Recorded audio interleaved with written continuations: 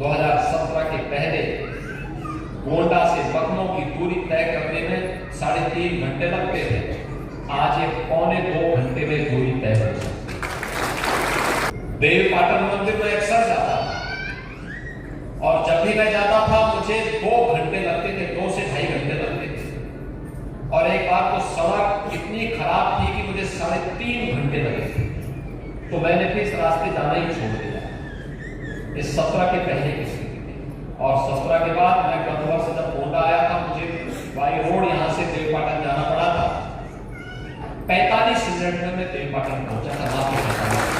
उत्तर प्रदेश देश का सबसे अधिक सूक्ष्म लघु मध्यम उद्यम रखने वाला राज्य है। सबसे ज्यादा रोजगार देने वाला राज्य भी उत्तर प्रदेश है।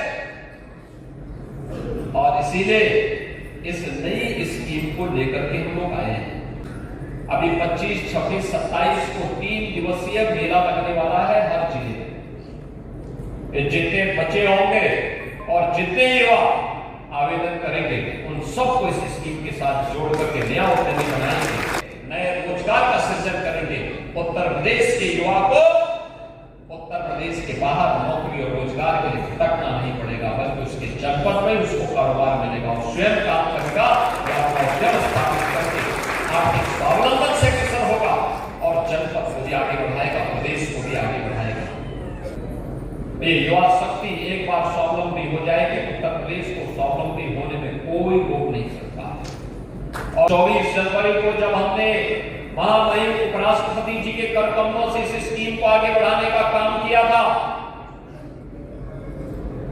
उस समय हमारे सामने एक चैलेंज था। कैसे होगा 31 मार्च के अंदर, कैसे हम इसको प्राप्त कर लेंगे, कैसे होगा?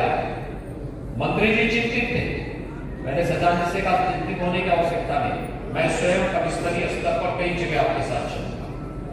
जैसे ही स्क्रीनिंग होगी, बैंकों से हम कहेंगे आपको देने में क्या समस्या है? अरे आपको कुछ नहीं, मूलधन और युवा वापस करेगा, उसमें भी मार्जिन मनी में हम लोग व्यवस्था करते हैं और बाकी ब्याज को सरकार उपलब्ध करा रही है, ब्याज उपलब्ध कराई सरकार।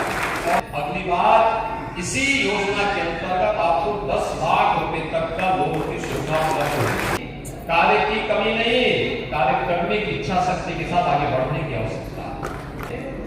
और जो एक नया अवसर आया है उत्तर प्रदेश के लिए, यह उत्तर प्रदेश को भी देश की नंबर 1 की अर्थव्यवस्था बना सकते हैं। पहले 17 के पहले 7वीं अर्थव्यवस्था होती थी, आज नंबर 2 की है और तेजी के साथ उत्तर प्रदेश आगे बढ़ रहा है। उसमें नंबर 1 की अर्थव्यवस्था बनने में देर नहीं लगने वाली है। पर्यटन स्थल की सुंदरीकरण की कार्य योजना को भी सरकार ने आगे बढ़ाया है। आपने पर्यटन की ताकत को देखा होगा, आस्था की ताकत को आपने महाकुंभ में देखा है। हमें भी स्थानीय स्तर पर उसे आगे बढ़ाने की तैयारी करनी चाहिए।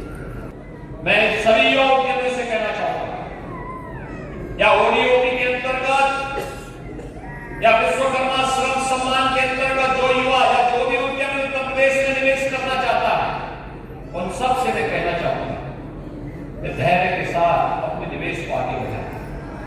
सरकार का सिंगल विंडो सिस्टम आपकी मदद करेगा, निवेश सार्वजनिक की मदद करेगा। अगर कहीं पर कोई बेईमानी करता है, आप उसकी एक कंप्लेंट केवल मुझे कर दीजिए।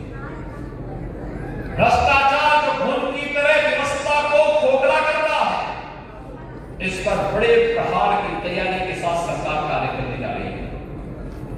हमने पहले ही कहा है कि अपराध और अपराधियों के प्रति, भ्रष्टाचार और भ्रष्टाचारियों के प्रति सरकार 0 टॉलरेंस की नीति के तहत काम करेगी और उसी 0 टॉलरेंस की नीति के तहत मैं आपका आह्वान करने जा रहा हूं।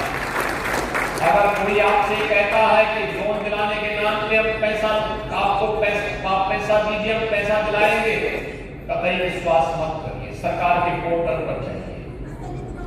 अगर कोई आपसे अनावश्यक रूप से धनराशि की मांग करता है, आप उसकी शिकायत करिए, हम उसकी जांच करवा करके जवाबदेही तय करवाएंगे। और याद रखना, जो गलत तरीके से आपसे पैसे की डिमांड करेगा, या ध्यान रखना, मुझे लगता है कि वह व्यक्ति अंतिम उस परिवार की सर्विस होगी, उसके बाद फिर कभी कोई सरकारी सेवा में आने वाला नहीं है।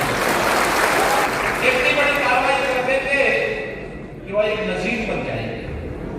और बहनों भाइयों, एक घुन को समाप्त करने की आवश्यकता है, सख्ती के साथ इससे लड़ने की आवश्यकता है।